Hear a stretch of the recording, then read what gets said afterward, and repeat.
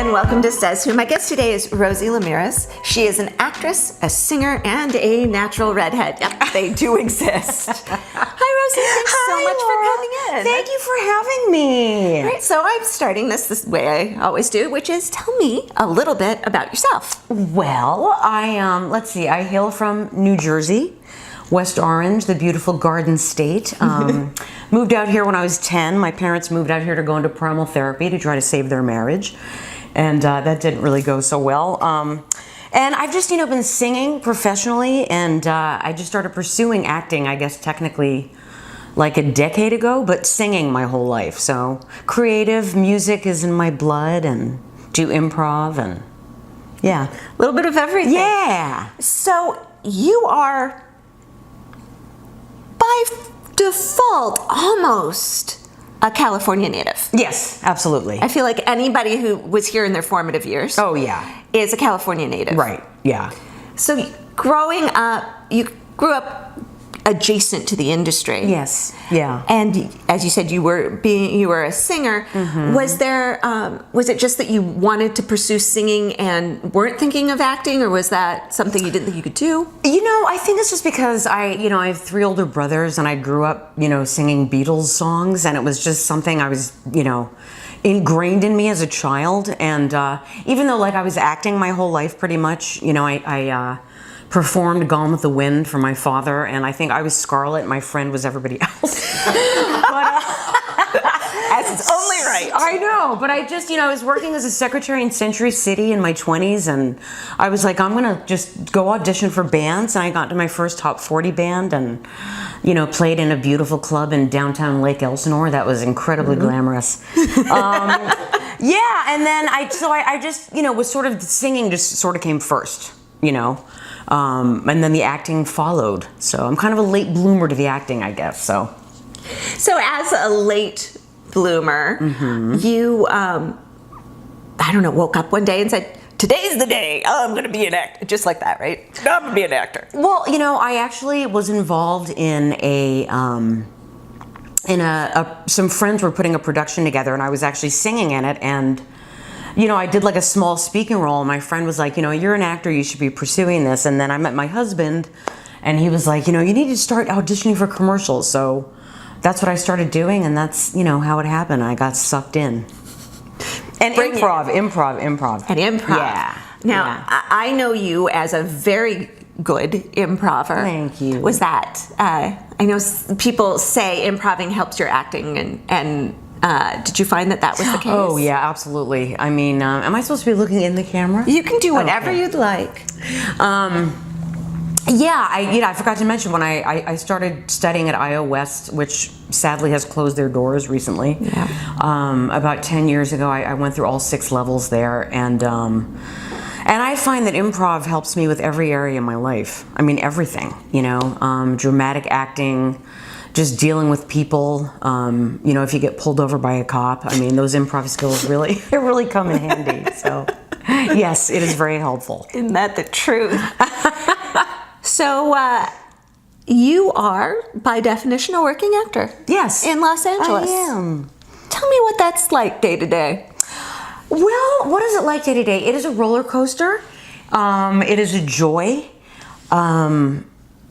It's many things. It's definitely a passion. I wouldn't recommend it for somebody who is just like, I think I'll try that. I mean, as you know, you really have to have a passion for it.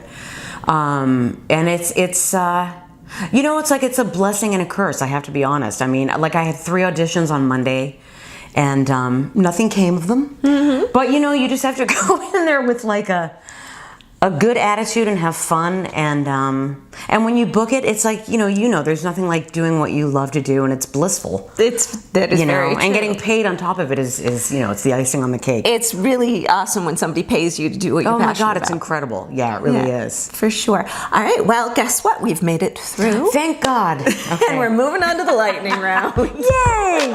All right. Rosie, welcome to the lightning round. Thank you. This is exciting. Rosie, what is your favorite movie ever? Gone with the Wind. What are you watching right now? Walking Dead. Binge watch or one at a time? One at a time. What episodic show should everybody be watching right now? The Walking Dead. What book are you reading? The Big Book of Alcoholics Anonymous. What book are you hoping to read next? Something by Stephen King. I don't know. On a scale of 1 to 10, how well do you cook? 9. What's your favorite food? My favorite food is, wow, I was going to say meat, and I don't eat it anymore. I'm going to say pancakes. What's your least favorite food? Liver. Dark chocolate or milk chocolate? Dark. Coffee or tea? Coffee. What is your favorite band? The Beatles. What's your favorite song? If I Fell. If you could sing a duet with anyone, dead or alive, who would it be? Oh my goodness, dead or alive, who would it be? I'm going to say James Taylor. Do you play an instrument? Yes.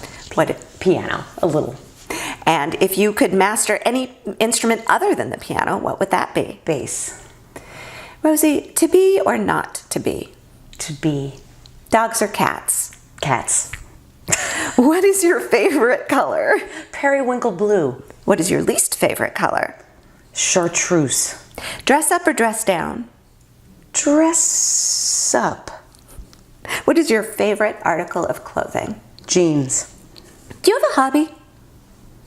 Yeah. Working out, I guess you could say. Yeah, going to the gym. What is your best way to distress? TV. Or napping. Hugs or kisses? Hugs. What would be the title of your autobiography? I'm Still Here. If they were going to adapt I'm Still Here, would you want it to be stage or screen? Stage. Musical or straight? Musical. Who would play you? Helen Mirren. Best piece of acting advice you've ever received? Just pretend to be somebody else. Worst piece of acting advice you've ever received? Oh gosh, the worst piece I've ever received. Sure, go for it. Be an actor. What piece of acting advice would you give someone who's just starting out? Take classes. What one role would you love to play? Wow, what one role? I would love to play Catherine in Wuthering Heights. If you could be someone else for one day, who would that be? Oprah Winfrey. If someone wrote you the perfect part, what would that be? It would be probably about a chick singer who survives and makes it into her mid-50s. What makes you laugh no matter what? My husband. What is something that you cannot do? Draw. What is your superpower? My superpower is sleeping excessively. Describe Like a cat. Describe yourself in a hashtag. Oh my gosh. Wow. Hashtag for me would be singer chick. What did you want to be when you were 12? When I was 12, I wanted to be a singer. On a scale of 1 to 10, how excited are you about life right now? 10. What